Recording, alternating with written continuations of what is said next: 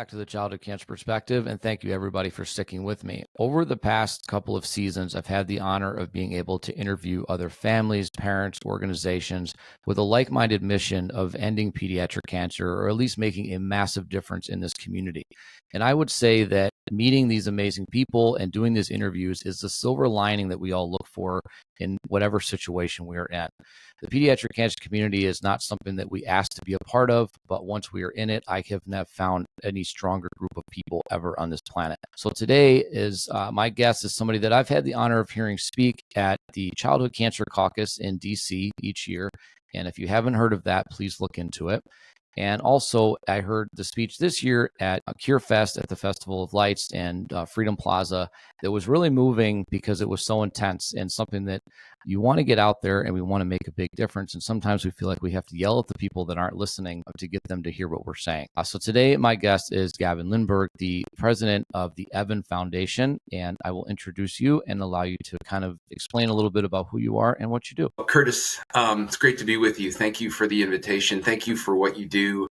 Thank you for this platform for the childhood cancer community. And I want to acknowledge your daughter, JC, and her journey and her courage and your family's courage as well. I'm here in Germantown, Maryland, just outside of Washington, D.C. And I'm here because of my son, Evan.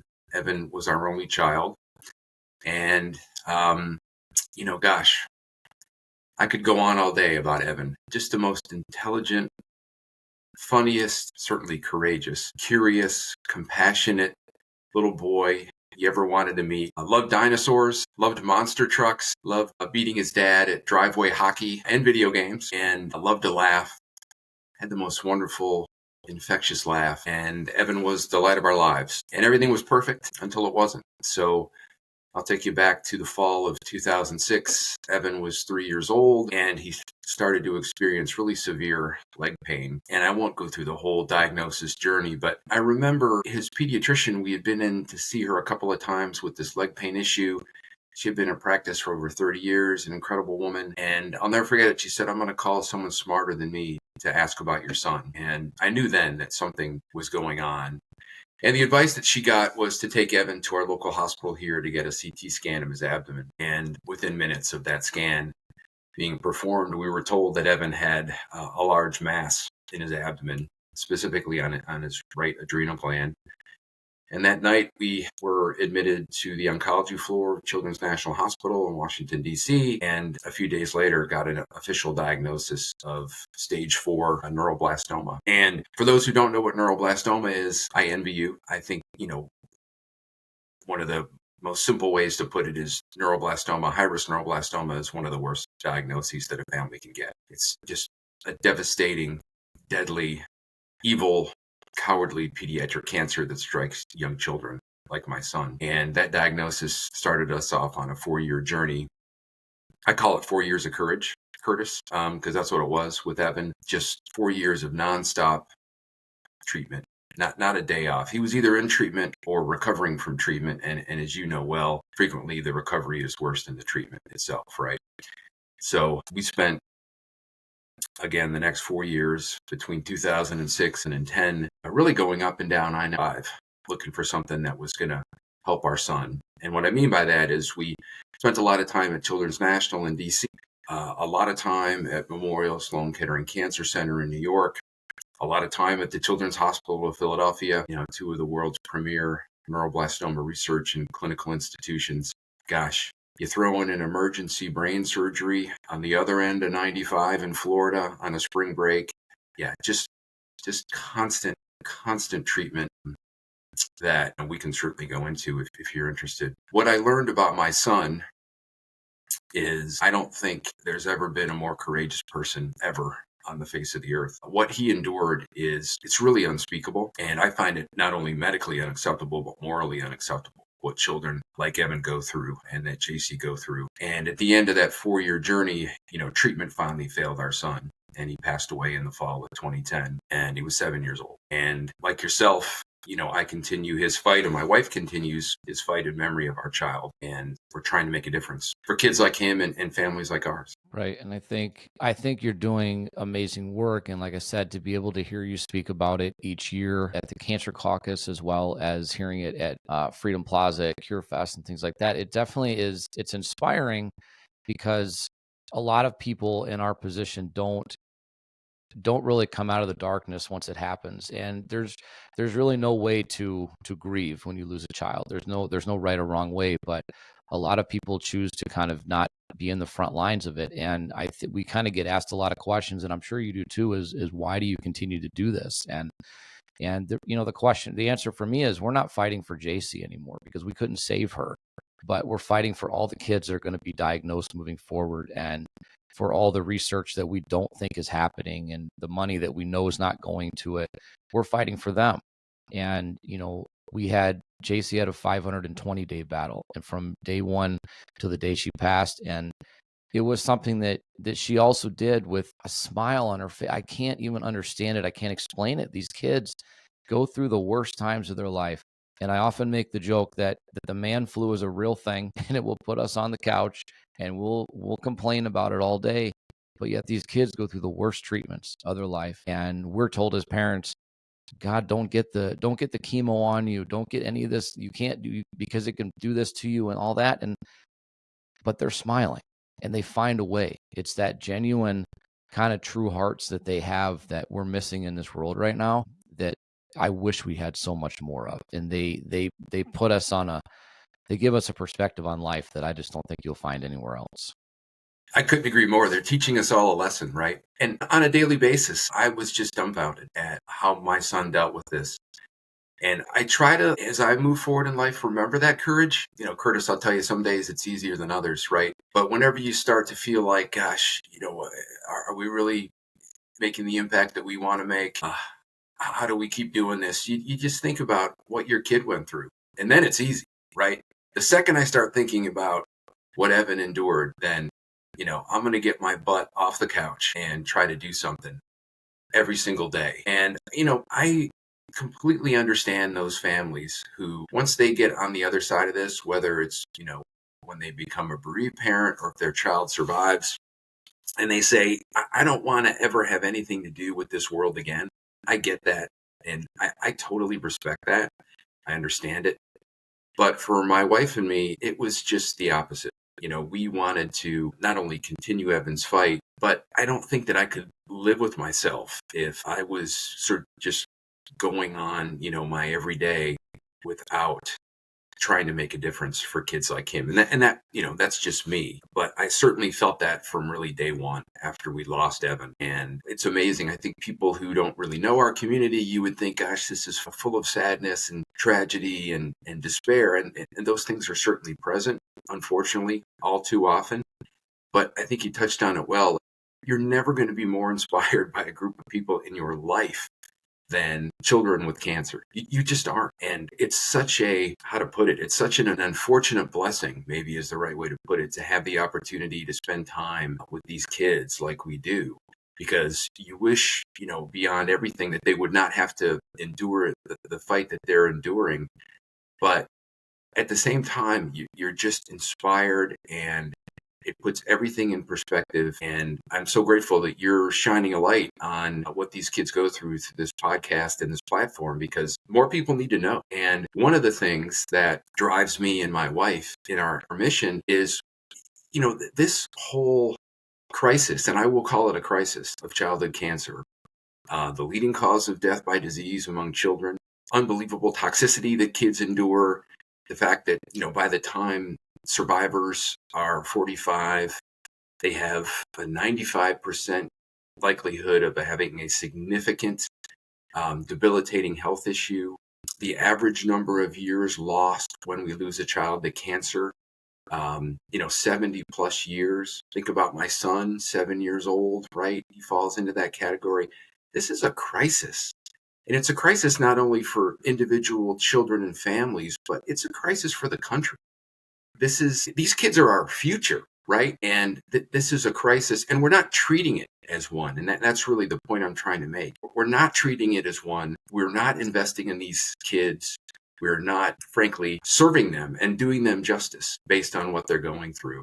And that's another factor that, I'm sure like yourself really drives my wife and me to get up every day and try to make a difference, because more people need to know about what your daughter went through, what my son went through, so we can hopefully, moving forward, figure out a way to ensure that other children don't have to go through it. Yes, I agree 100%. More people need to realize how prevalent this problem really is. Like, this to me is the true pandemic. This is the true epidemic of our time. These kids are going through unimaginable things every single day, and nobody's talking about it, or they're afraid to talk about it. It's almost like if you ignore it, it can't possibly happen to me. And the reality of it is, right, that we weren't cancer parents until the day we were. There was no reason to believe that that our daughter having constipation meant she had brain cancer. There was no link there. That, leg pains, that just irritability, there's no reason to believe that these symptoms growing up, I grew up in the 80s, you rub dirt on it and walked it off, right? It's like nobody to believe these types of symptoms would lead to something this serious. And it's because we're not talking about it, and people are afraid to talk about it. And the people that are supposed to be making the biggest impact are the people that are writing the legislations, and half of them don't even know why we're even there in September. And that's alarming to me, to go and meet with people, to go and talk to them, to go to their offices, knock on doors, and have them have no idea why we're there. At the same time, looking at pictures of 5, 6 kids on their desk and questioning in my mind, do I say it could be any one of those kids any day, or do I not say that yet? But I feel like we're at a time where you have to say that. I don't want anybody to ever understand what we've gone through as parents, losing a child. But I want you to realize that it is an absolute reality for so many people. And to say any point that it's getting better is not right. I mean, when JC was diagnosed in 2020, I believe that the national number was 43 kids a day. And I believe it's up to 47 now. It's not getting better. It's getting worse because we're not putting enough effort into it. We're not putting enough eyes on it. And we need to find a way to get people to just realize that these kids are going to be the only reason that we survive moving forward. They're the doctors that we're losing, the pilots, the scientists, all the judges, the presidents. We're losing them every single day. And I know our daughter's dream was to be a NICU nurse. That was what she wanted to be. And so many of these survivors that I've spoken to are going into the medical field, and that's what we need, because they've got insight that so many don't have.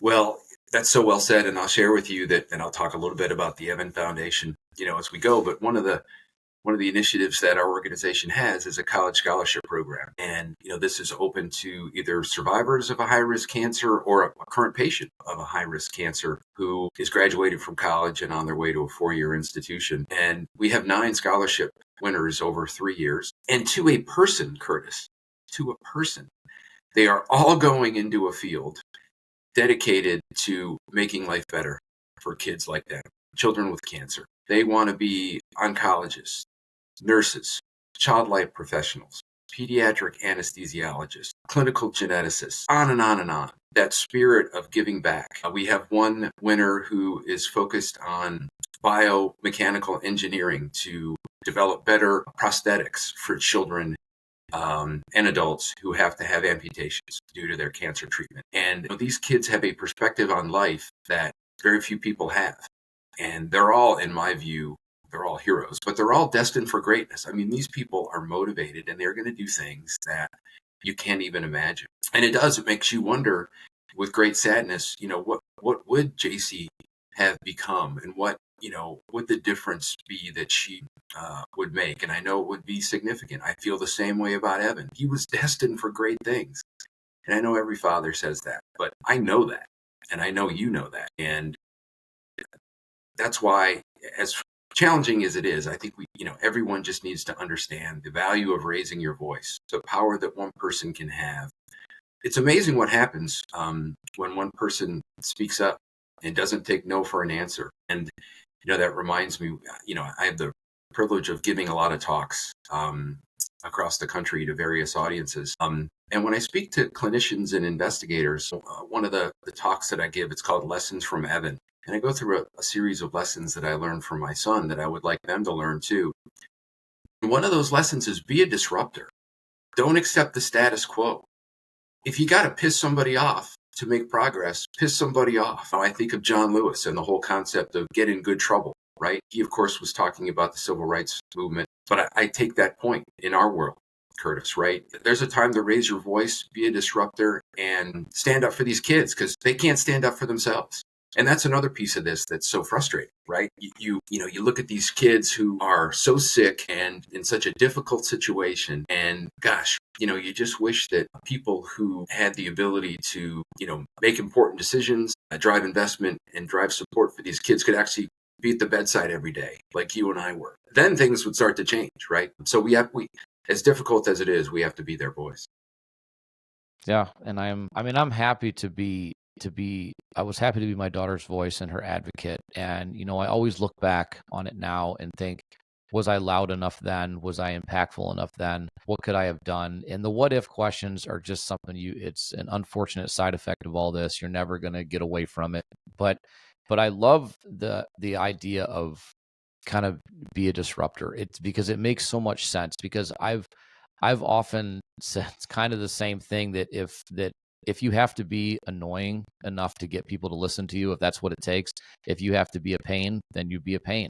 At some point, they're going to sit down and listen just because they want you to leave, but they're going to hear what you have to say and they're going to remember it when you leave. And the reality of it is, this world, this community is so strong and loud, but we all have to be screaming the same thing in order for people to listen. And that's something that made a lot of sense a few years ago, that I actually heard Dean Crow say, that if we're all screaming different things, nobody's listening because it's just noise. But if we're all screaming the same thing, then we're going to be more impactful. And I really take that to heart. And that's kind of, this podcast gives me that option, or that opportunity, to allow people to kind of talk about their experiences. And to me, every single one of these episodes has lined up, whether it's diagnosis, it's misdiagnosis, it's legislation, it's, doctor's bedside manner, which is, that's up and down when it comes to kids, and the people you meet along the way. Child life specialists, I think, are angels on this planet that were only put here for that reason, and they're incredible people. And in fact, our 16-year-old daughter is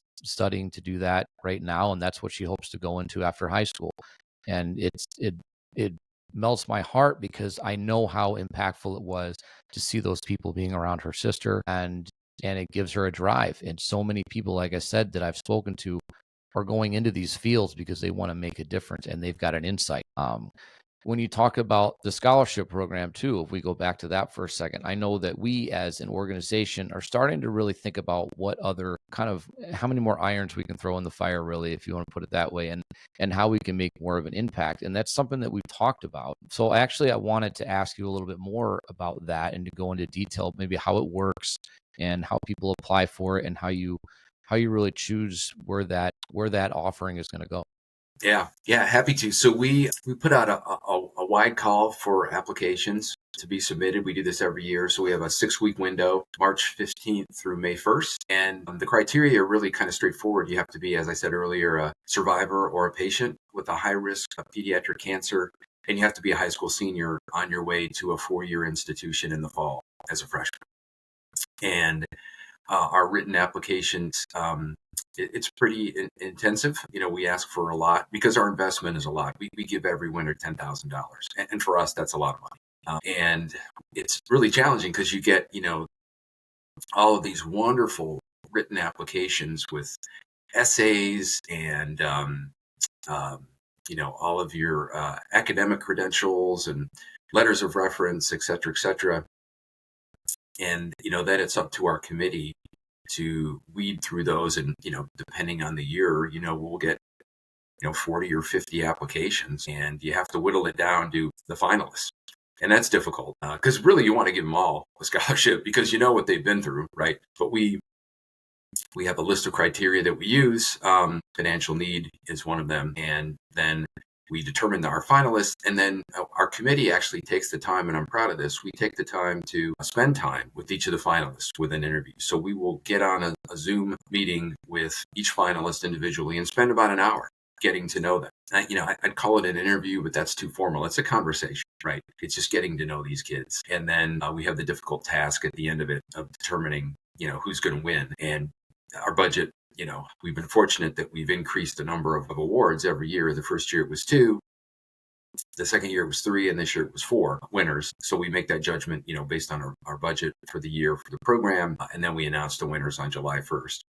And one of the really cool things about this program is we get to know these kids throughout their whole college journey, because we structure the support per year. So I said, in total, we're giving each winner $10,000, but we're doing that by giving them $2,500 a year for 4 years, right? And so as the years go by, one of our requirements is that they keep in touch with us at least annually with a brief written update on how things are going, what their past year was like, what their upcoming year looks like, et cetera, et cetera. And to watch these kids grow and flourish. And I guess our first class, our juniors now, it's just remarkable. And they're thriving, not only with their studies, but, with their social life and, Greek life or club life, whatever it is they're into. And it's really, it just warms your heart. And the final thing I'll say about this quickly is we started this program knowing that when we started it, Evan would have been going to college, right?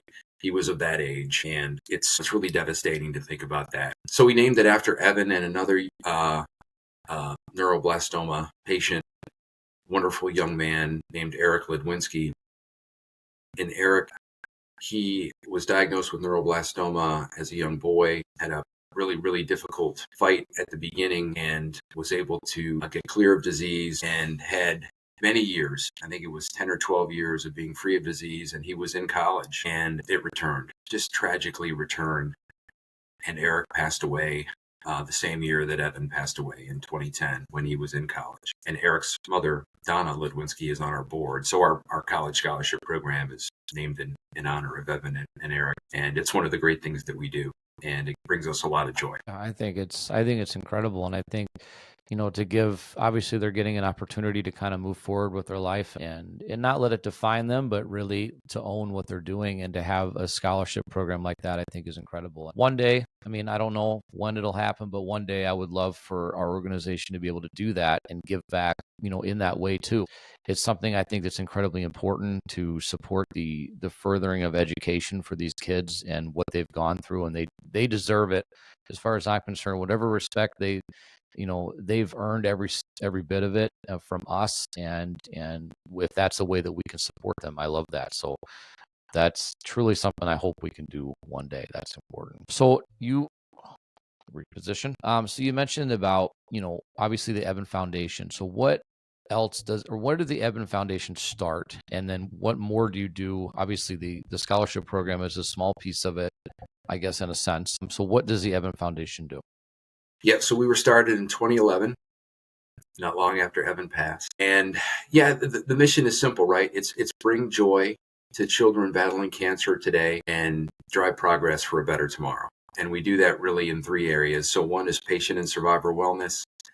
The second is research, and the third is advocacy and education. And the scholarship program falls under the patient and survivor wellness bucket. I'll talk about another program briefly. And, if you were to ask me, what is it that the Evan Foundation does day in and day out that has an impact? It's the Treats and Treasures Cards program, without a doubt. And this is the most simple thing you could ever imagine. And the name kind of gives it away, right?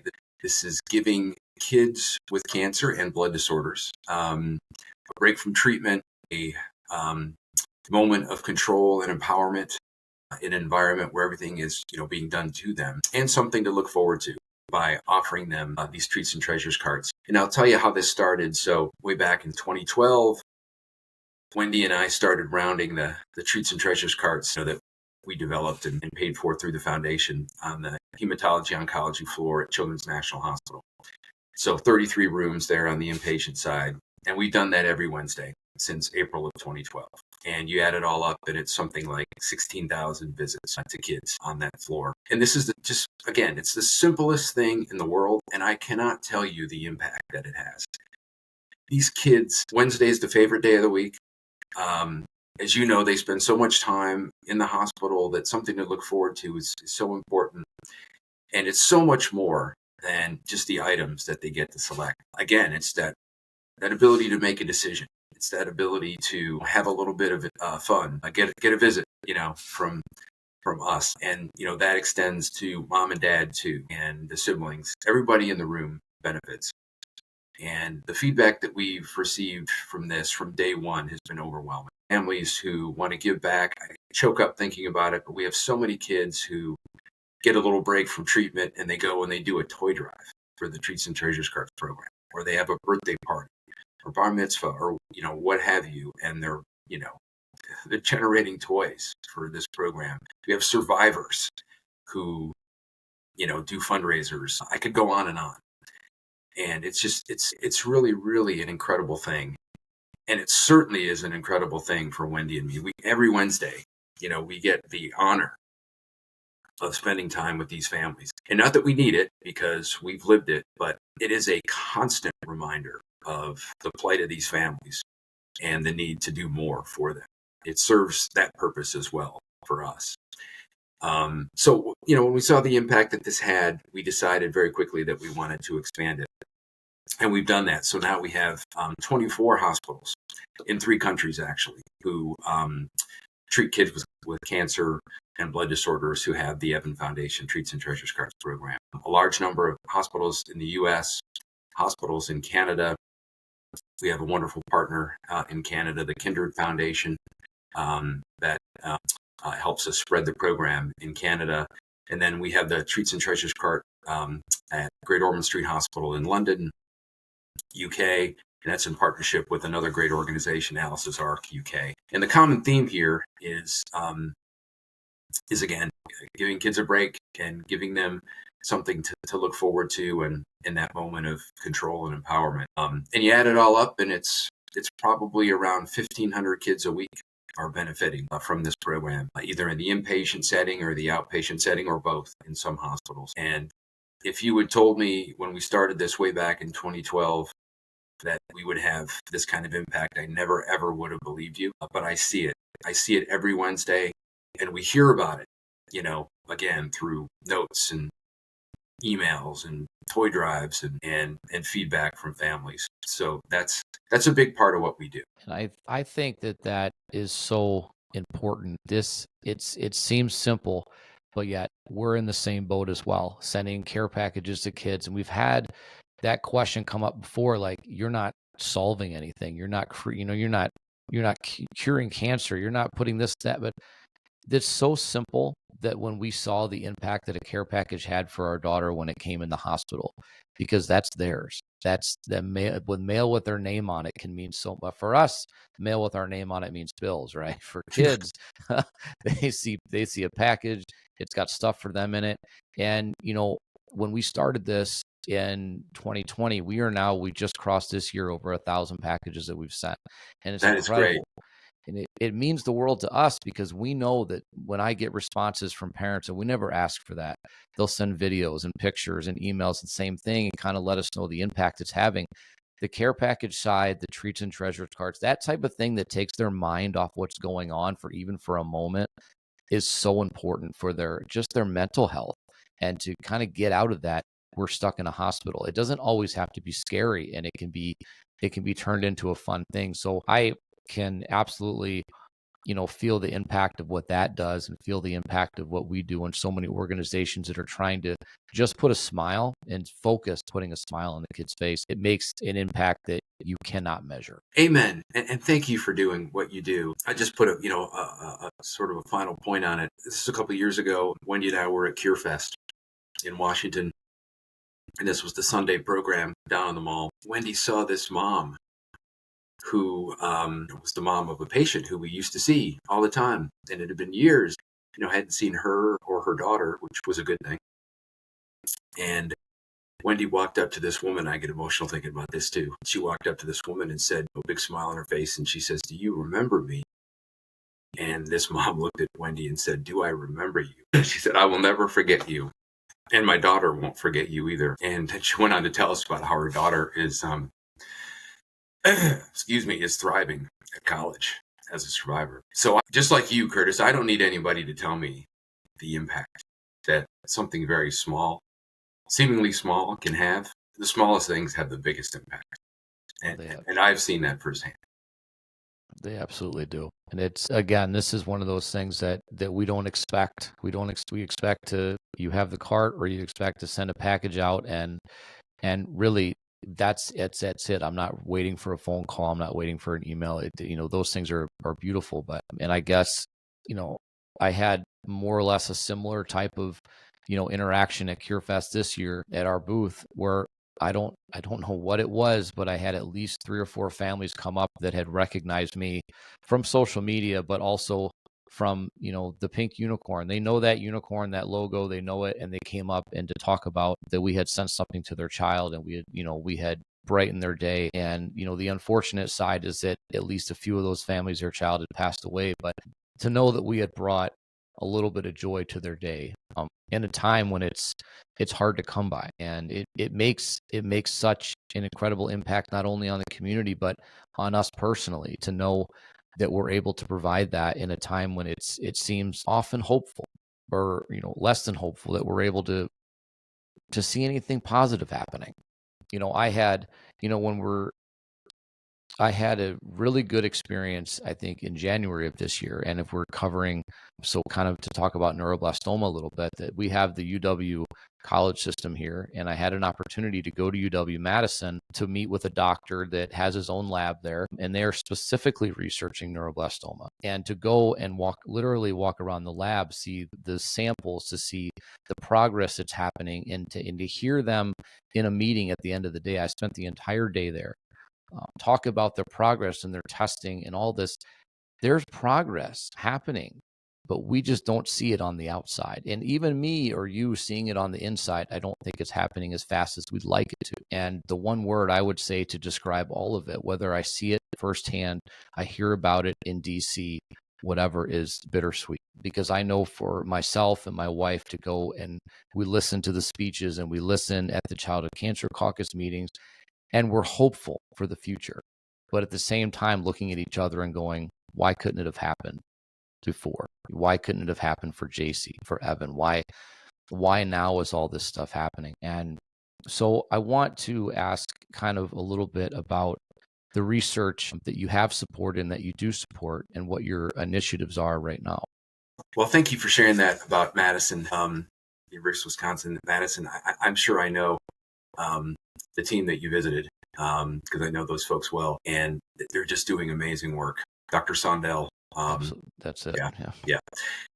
And what a gentleman he is. Just the perfect, not only brilliant scientist, clinician, but that type of bedside manner, that you want as a parent. And I always say that we don't suffer from a lack of good ideas in the neuroblastoma world, and we don't suffer from a lack of brilliant people in the neuroblastoma research community. We suffer from a lack of money.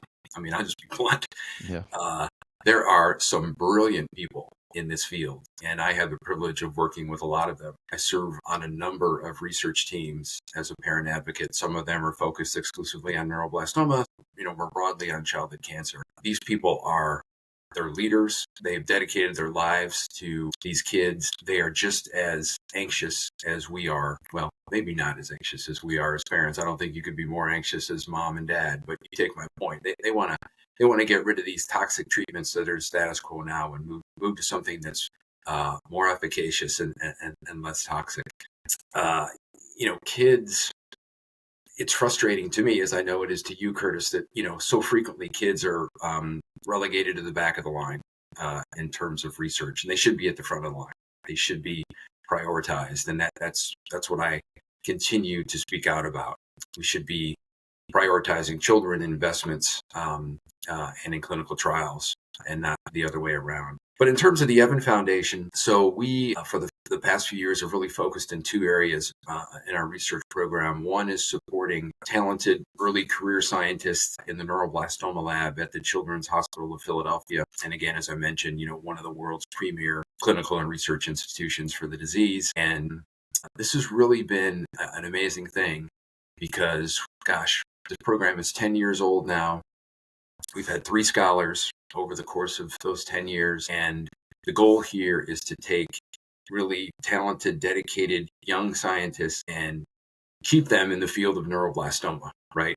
make sure that they have the support they need to focus on their work and move forward in the progression of their career to become, a standalone scientist, if you will, tenure track with their own lab and their own laboratory personnel. And we've been successful in that. And one example is a gentleman named Dr. Chris Bossi, who was one of our scholars. He is now exactly what I just described, running his own lab, NIH grantee, discovering important things in the world of neuroblastoma that have led to clinical trials that wouldn't have otherwise been possible for kids. So it's exactly what we envisioned the program being when we started it. And the current scholar is a wonderful woman named Dr. Esther Burko. She is a leader in the field of liquid biopsies for neuroblastoma. So this is the idea that you can try to identify relapse disease in kids with a simple blood test, as opposed to the litany of scans that kids like Evan, and I'm assuming kids like JC, went through, CTs and the MRIs and the MIBGs and on and on and on and on and on. All those invasive things that take days and are really difficult on kids, trying to, get away from that and monitor for relapse disease using a liquid biopsy or blood test. So that's one area of focus for us in terms of research. And the other is here at Children's National Hospital in Washington. There's a wonderful gentleman, Dr. Tony Sandler at Children's. He's actually the chief of surgery, but he's also a brilliant immunologist and head of the immunology research group there. And Tony, he got tired of taking really nasty, invasive neuroblastoma tumors out of kids, wrapped around organs and aortas and, just evil neuroblastoma tumors that Tony, had to deal with. And so he decided to kind of dedicate his lab research to the disease. And he's working on a really innovative T-cell therapy for neuroblastoma. Has been published, and we've got our fingers crossed that that's going to see the clinic here at some point soon. So those have been our two areas of focus. And the final thing I'll say about this is, we're not in a position to give, really large grants. One day maybe we will be. But what I can tell you universally, and you'll hear this from scientists, is that in our community, because investment from traditional sources is not what it should be, that the investment that patient organizations make is critical. We are the seed funding, if you will. We are the startup money. We are the resource that sort of gets the engine going and helps it get traction. So I always remember that and encourage people, if they want to support research, to do it, because every little bit really does make a difference. And this is never to kind of put yourself on a pedestal or anything like that, but as organizations and families are really supporting the weight of research here, and so when it comes to monetary donations and things like that, and it should be the opposite way around, right? Our wonderful DC area should be handling this on a much greater scale, and I'm not even excited to hear that the research funding is up to 8%. That doesn't excite me. That doesn't make me happy, because Amen. Yeah, I honestly, I know that, our congressmen and women are happy that that's doubled, but it doesn't make me happy, because that's still a horrible amount in comparison to what we're doing with the rest of that and how funding goes. And the fact that a lot of adult cancers, are understood more based on the research coming from kids, and that it doesn't seem like that's going the right direction. It should be the other way around. And so we as organizations are really, and parents and families and advocates are meant to carry the load of this. And to me, it doesn't make a whole lot of sense. We're fortunate enough every single year to host an event here where we're able to raise money and donate it to research. And to be honest, one of the biggest no's we get for donors to donate to our event is that the money's not staying right here in our area. And I've been trying to push the idea and the understanding that this is a global issue. This is not an issue that is located in Wisconsin or in Maryland or in DC, or it's not. It's all over the place. And I've also given people the challenge to walk out of your house and walk 10 doors and try not to find somebody that's connected to this community in some way. We had no idea that we had several warriors literally within blocks of our house, right around the corner. We have a Make-A-Wish house right around the corner that we had no idea that's what it was for. It's a very, very prevalent issue, and it's a global issue. And we need to really find a way to get the people that are supposed to be making these decisions to really start to push the money in the right direction. And one day I hope I have an idea, and I have, senators and representatives that I'm talking to, and I hope that an idea will work, that I can work within the UW system to make a huge difference in rare brain tumors like our daughter had, and rare tissue and things that aren't studied. And it's not to knock studies on more well-known cancers, but the rare cancers like our daughter's choroid plexus carcinoma, most people have never heard of it. And the problem is, because of that, her sample sits on file at Children's Milwaukee, where it has for the past 4 years, with, I'm assuming, dust growing on it, because nobody is attacking these. We need these amazing new scientists, these scholars that are going through these scholarship programs, these kids that are coming out of high school with, that want to take the road less traveled. That's the ones that I want to focus on. That's where I want to put my investments, because they want to change the world. They want to find answers to things that nobody understands. And those are the ones that I want. Those are the ones that I want to put my money behind. And hopefully one day we'll get there. And that's where we are at this point with our. Well, I applaud you for that. And I think you've got the exact right perspective. And I've seen this firsthand based on, some of the research teams that I serve on as a patient advocate that I mentioned. There are, so many of them that are international in scope, and that's by design. So you have multidisciplinary teams, immunologists, geneticists, surgeons, on and on and on and on, different specialties who come together as a team from different parts of the world and work together on a common problem. And that's the way we're going to solve this problem, because there's not one scientist in one institution that is ever going to be able to solve my son's issue, your daughter's issue. It's going to take a team, and we need to appreciate that and not be afraid to invest in places that are outside our community, if I can, be that bold, because that's what it's going to take. Yeah, on the 8% issue, I talk about this a lot. As a community, we should feel good about that, because you and I remember when it was, a 4% number. But in no way should we be taking a victory lap and saying we've done our job, because 8% is not enough. We're talking about the leading cause of death by disease in children. And 8% of the National Cancer Institute's annual budget going towards the universe of childhood cancer is not enough. And I sing that song all the time.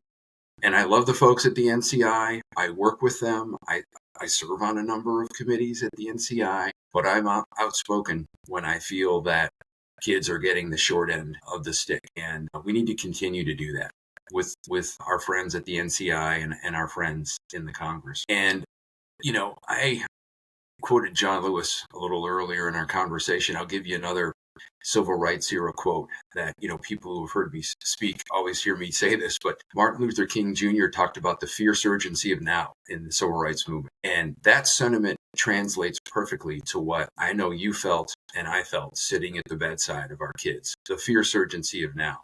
Like, tomorrow is too late for something new and better. Today is when we need it. And we need folks who understand that and have that passion and that dedication towards helping kids. And I can't think of anything more important.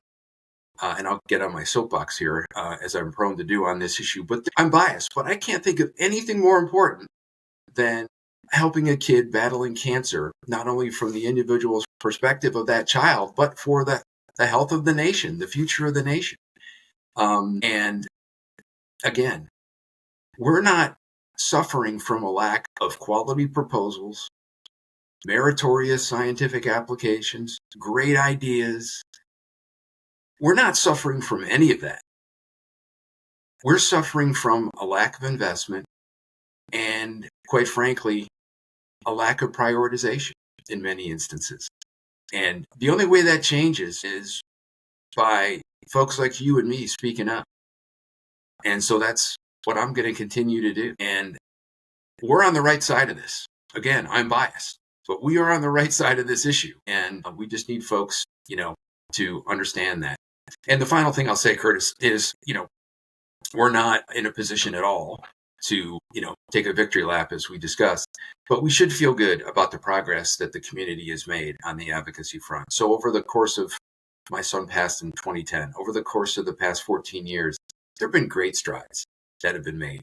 And we can go on down the list, right? The increase in research funding, not enough, but still an increase. The legislation that is passed dealing with expanded incentives for the development of childhood cancer therapies, survivorship care, etc. I mean, go on and on. But that needs to be the start of a movement that continues and ends with better treatments and cures for these kids. Because my goal here is to put the Evan Foundation out of business. Before I'm dead and gone and with my son, I want to be able to look him in the eye and say I did everything I could to find a cure for the cancer that took you from us, and cancers like the one that JC had that took her from you. And that's the goal. And that's our life's work, and that's what we're going to continue to do.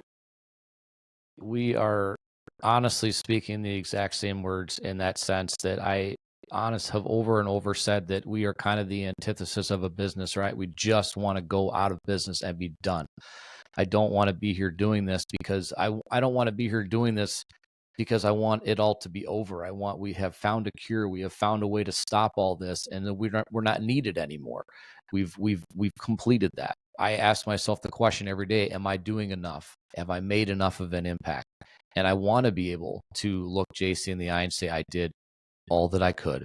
I did what I could for you. I did what I could for so many, and I feel good about that. And I don't want to ever have to put my head down on my pillow and think, I missed an opportunity today. I missed a chance to make an impact. And I feel at this moment that I have. And I remember, my wife asking me the question. She said, as we were trying to push legislation, which fell apart again, but I don't stop. I'll keep going. I actually like hearing the word no because it makes me work that much harder. But she said, if you get this legislation passed or if you get this initiative passed, do you feel like you've met the mission? You feel like you can stop? And the short answer is no. It just means I've gotten to that part of the mountain and I've got to go that much higher because that gives me the motivation to push further.